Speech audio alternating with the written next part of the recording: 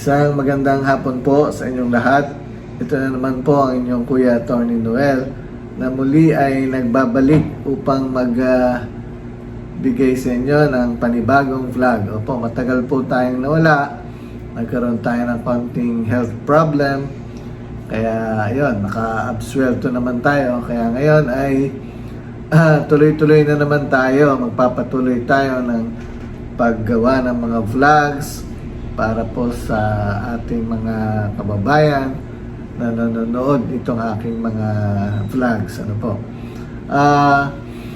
Yung aking mga subscribers, yung aking mga viewers, sana po ay muli kayong manood itong aking mga videos at ito naman po ay inyong mapapakinabangan in the future.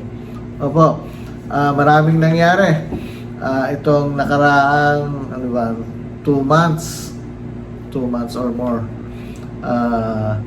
dahil nga sa konting naging problema sa aking kalusugan, kung kaya't ako'y nawala ng sa aking sa aking channel ng more than 2 months. Ano po? Ngayon nagbabalik tayo, tama-tama, bagong taon, 2026. At meron tayo ngayong panibagong topic na pag-uusapan.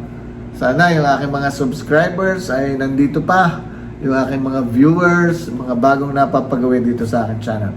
Sana kayo ma-willing manood nitong aking mga vlogs. Marami po kayong matutunan dito.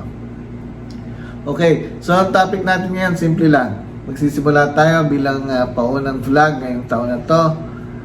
Year 2026 ay yung ano ba ang mga binabayaran kapag magta-transfer ng title sa pangalan ng buyer o sa pangalan nyo kung kayo ang buyer. Ano ba ang mga inaasahang bayaran?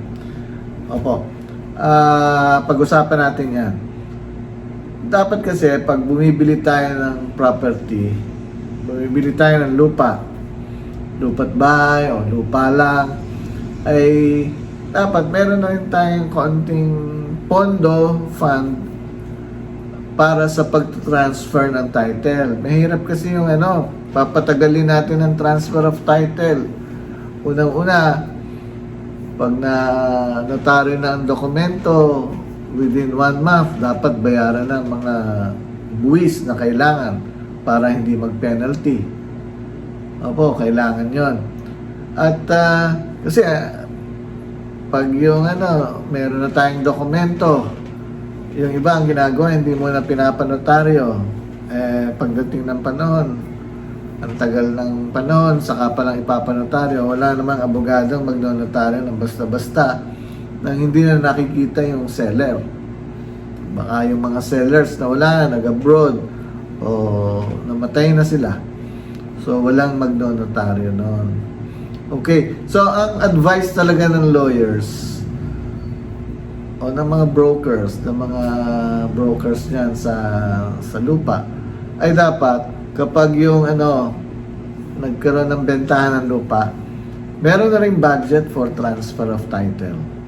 Okay, ano ba ang mga binabayaran sa transfer of title? Siyempre, iba't ibang transaksyon, iba't ibang buwis.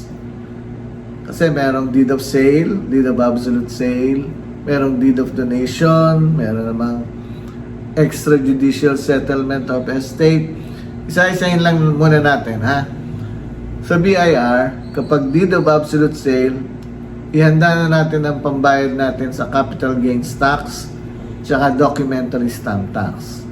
Capital gains tax, 6% ng nakalagay sa deed of sale na value o halaga ng bentahan, 1.5% yung documentary stamp tax. Kung ang zonal value ng lupang binili ay mas mataas doon sa nakalagay sa deed of sale na amount ng bentahan, ang sinusunod ng BIR ay yung zonal value nila, whichever is higher. Kung mataas naman yung deed of sale, yung nakalagay sa deed of sale na amount ng bentahan, yun naman ang susundin ng BIR. So yan, kapag bentahan ng lupa, ang binabayaran ay capital gains tax 6%, at documentary stamp tax 1.5%. Okay. Pag deed of donation, donor's tax ang binabayaran. Donor's tax. Ang payment ng donor's tax ay merong tinatawag na exemption na 250,000 pesos. Ileles yun sa value ng amount ng zonal value ng property, ng parcel of land. Kung anong zonal value, less 250,000. Kung anong balance doon, times 6% ng yun ang donor's tax. Plus 1.5% documentary stamp tax. Okay. So 7.5% pa rin yan after the 250,000 pesos na exemption. Donor's tax po naman yung binabayaran pag deed of donation. Ngayon, pag extrajudicial settlement of estate naman, ang binabayaran ngayon ay yung tinatawag na estate tax. Estate tax. Ngayon, yan dati, during the time of President Duterte, nagkaroon ng train law. Basta lahat ng 5 million and below na amount, 5 million and below na value ng property ay exempted sa payment ng estate tax. Above 5 million may bayad na. Ngayon mukhang gumagawa na naman ng panibagong amnesty, tax amnesty sa estate tax. Okay.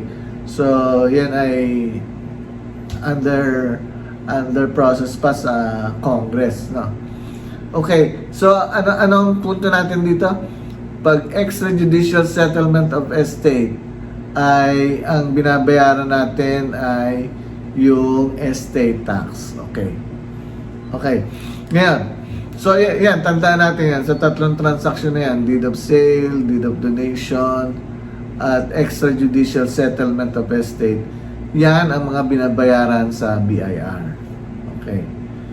Ngayon, pupunta naman tayo ngayon sa assessor's office. Ay ang binabayaran naman dyan ay yung tinatawag nating transfer tax. Transfer tax, binabayaran yan. Iba yan doon sa tinatawag na pagbabayad ng amilyar o ng real property tax. Ang real property tax ay taon-taon binabayaran yun sa treasury through the assessor, no? Bibigyan ka ng SOA ng assessor, yun ang ibabayaran mo sa treasury. Taon-taon yan. Pero iba yan.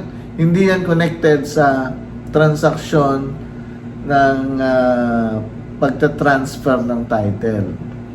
Yung transfer tax na tinatawag ay ibang payment yan.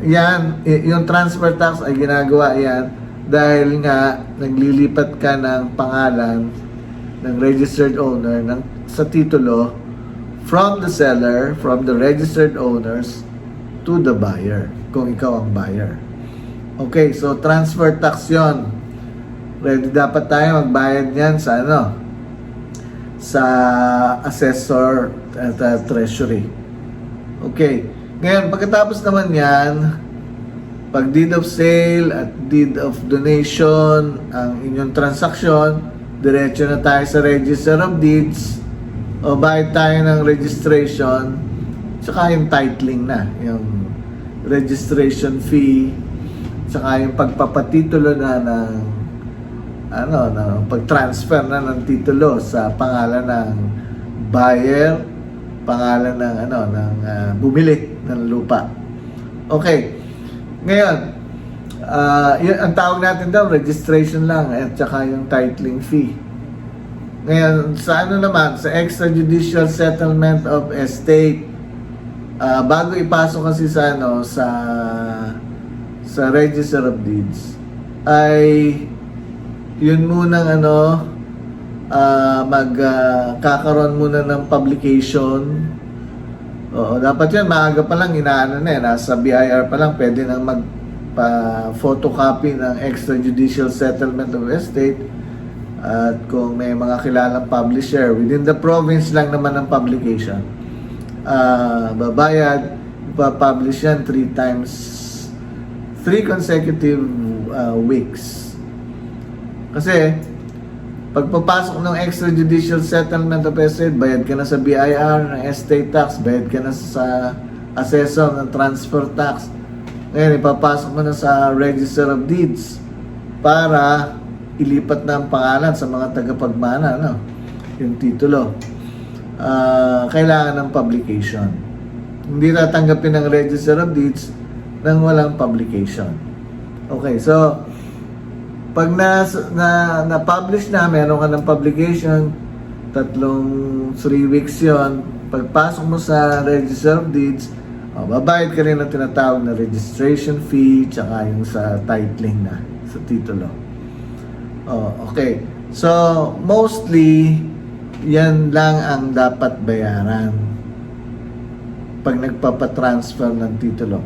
Ngayon, syempre, kung ikaw ay nagpapatransfer ng titulo sa isang ahente, sa broker, o sa opisina ng isang abogado, meron yung fee. Hihingi sila ng fee kung ano ang magiging usapan ninyo, yun ang hingi nila. Yan ang mga additional fees na pwedeng hingin. Sapagkat kung hindi kayo ang maglalakad yan, medyo mahirap din kasi mag-transfer ng title yan. Mahirap din mag-transfer ng title. Ngayon, kung kayo ang maglalakad, wala na yung bayad. Wala nang bayad yung pinaka-transfer services.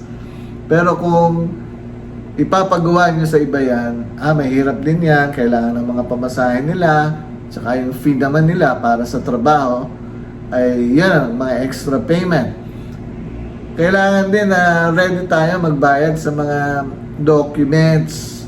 Yung mga documents na nakukuhanan, certified true copy ng title, certified true copy ng mga tax declaration. Yan naman ay hindi masyadong mahal. Huwag kayong maniniwala sa iba na yan ay libo-libo. Kagaya ng certified true copy ng title, kapag usually ang presyo niyan mga 300 to 400 pesos lamang isang certified true copy ng title. Ang tax declaration naman, depende yan sa LGU, sa lugar.